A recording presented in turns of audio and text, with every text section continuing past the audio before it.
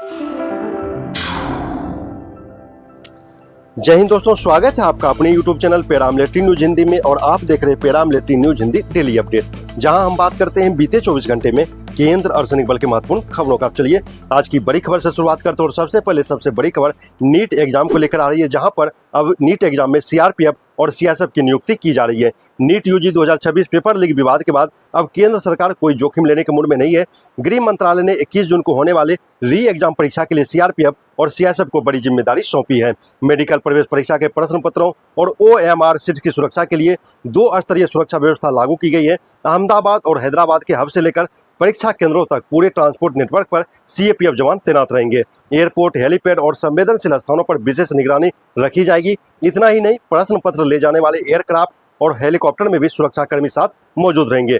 NTA ने खुद गृह मंत्रालय से सुरक्षा सहायता मांगी थी, जिसके बाद यह फैसला लिया गया। भारतीय वायुसेना भी प्रश्न पत्रों की सुरक्षित डिलीवरी में शामिल होगी। सरकार का मकसद साफ है, इस बार परीक्षा पूरी तरह सुरक्षित, पारदर्शी और पेपर लीक मुक्त हो। अब बात बीएसएफ बीजीबी की महत्वपूर्ण बैठक की।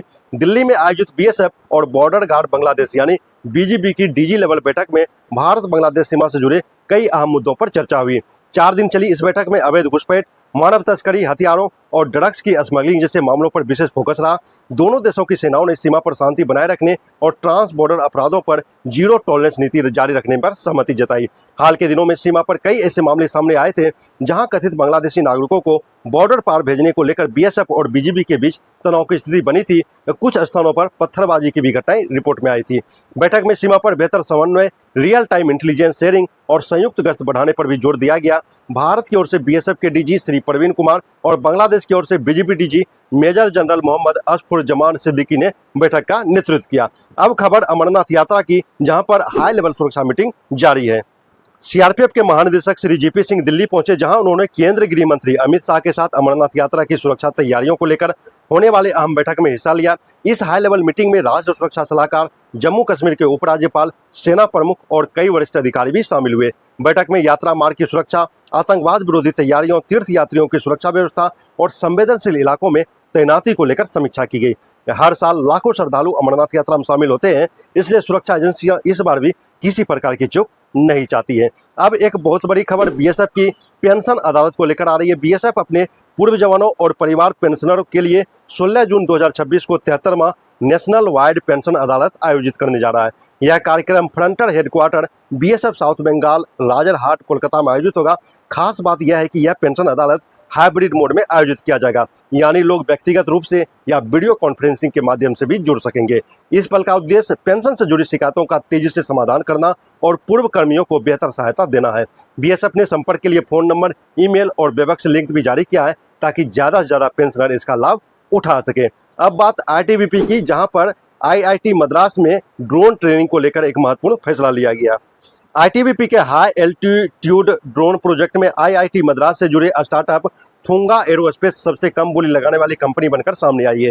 करीब 78 हाई एल्टीट्यूड यूएवी सिस्टम की खरीद के लिए निकाले गए इस टेंडर में थुंगा एरोस्पेस ने लगभग 21 करोड़ 82 लाख रुपए की बोली लगाई, जो बाकी कंपनियों से काफी कम रही। इस टेंडर में अदानी डिफेंस, एस्ट्रिक एरोस्पेस और कई बड़ी कंपनियों भी शामिल थी, लेकिन तकनीकी मूल्यांकन में कोई कंपनी बाहर नहीं हो पाई। आईटीबीपी को अब एक ऐसे ड्रोन चाहिए जो ऊंचाई वाले इलाकों में काम कर सके, कम समय में तैनात हो और दिन रात निगरानी कर सके। इस ड्रोन में टारगेट लॉकिंग और ऑटो ट्रैकिंग जैसी आधुनिक सुविधाएं भी होगी। यह प्रोजेक्ट भारत चीन सीमा पर निगरानी क्षमता को लेकर और मजबूती प्रदान कर सकती है। अब सीएसएफ की एक मानवीय पहल की खबर सामने आ रही है। झारखंड के केटीपीएस कोडरमा में सीएसएफ जवानों ने एक बड़ा हादसा टाल दिया है। 11 जून की शाम करीब 5 बजे डीवीसी के एक कर्मचारी और 2 कॉन्ट्रैक्ट वर्कर लगभग 80 मीटर ऊंचाई पर एक लिफ्ट में फंस गए थे। मामला बेहद जोखिम भरा था और किसी भी समय बड़ा हादसा हो सकता था। सूचना मिलते ही सीएसएफ की टीम तुरंत मौके पर पहुंची और बेहद साहस, तकनीकी दक्षता और शांति तरीके से रेस्क्यू ऑपरेशन शुरू किया। कड़ी मेहनत के बाद 3 लोगों को सुरक्षित बाहर निकाल लिया गया। सीएसएफ की इस त्वरित कार्रवाई की काफी सराहना हो रही है। अब बात एसडीआरएफ और आईटीबीपी की महत्वपूर्ण खबर की। उत्तराखंड के चमोली जिले में खराब मौसम और घने कोहरे के बीच रास्ता भटके 15 ट्रेकर्स को एसडीआरएफ और आईटीबीपी के संयुक्त टीम ने सुरक्षित रेस्क्यू किया। यह ट्रेकिंग दल घमसाली से बद्रीनाथ की ओर जा रहा था, लेकिन मूसा पानी क्षेत्र में मौसम अचानक खराब हो गया और टीम रास्ता भटक गई। रात के अंधेरे में ट्रेकर, टॉर्च और आवाज के जरिए मदद मांग रहे थे। आईटीबीपी जवानों ने उनकी गतिविधियों देखी और तुरंत एसडीआरएफ को सूचना दी। लगातार बारिश और दुर्गम रास्तों के बावजूद जवानों ने करीब 1.5 घंटे पैदल अभियान चलाकर सभी ट्रैकर्स को सुरक्षित बाहर निकाला। दल में शामिल 75 वर्षीय बुजुर्ग को विशेष सहायता देकर सुरक्षित निकाला गया। रेस्क्यू के बाद ट्रैकर्स ने जवानों को बहादुरी और सेवा भावना की जमकर तारीफ की। अंत में खबर एसएसबी की। बिहार के बेतिया से एक चौंकाने वाला मामला सामने आया है, जहां एसएसबी का एक सब इंस्पेक्टर कोर्ट में शराब पीकर गवाही देने पहुंच गया। बताया जा रहा है कि यह जवान एक विदेशी नागरिक से जुड़े मामले में गवाही देने कोर्ट पहुंचा था। सुनवाई के दौरान अभियोजन पक्ष को उसके मुंह से शराब की तेज बदबू महसूस हुई। इसके बाद कोर्ट के आदेश पर पुलिस ने ब्रेथ एनालाइजर टेस्ट कराया, जिसमें शराब पीने की पुष्टि हुई। तुरंत कार्रवाई करते हुए जवान को हिरासत में लिया गया और एफआईआर दर्ज कर ली गई है। यह मामला इसलिए भी गंभीर माना जा रहा है क्योंकि संबंधित जवान उसी केस का मुख्य गवाह था। तो फिलहाल इस बुलेटिन में इतना ही। देश की सुरक्षा, सीएपीएफ और पैरामिलिट्री फोर्सेज से जुड़ी हर बड़ी खबर और विश्वसनीय खबर के लिए आप हमारे पैरामिलिट्री न्यूज के साथ जरूर जुड़े। वीडियो पसंद आया तो लाइक करें, शेयर करें और चैनल को सब्सक्राइब करना ना भूलें। जय हिंद।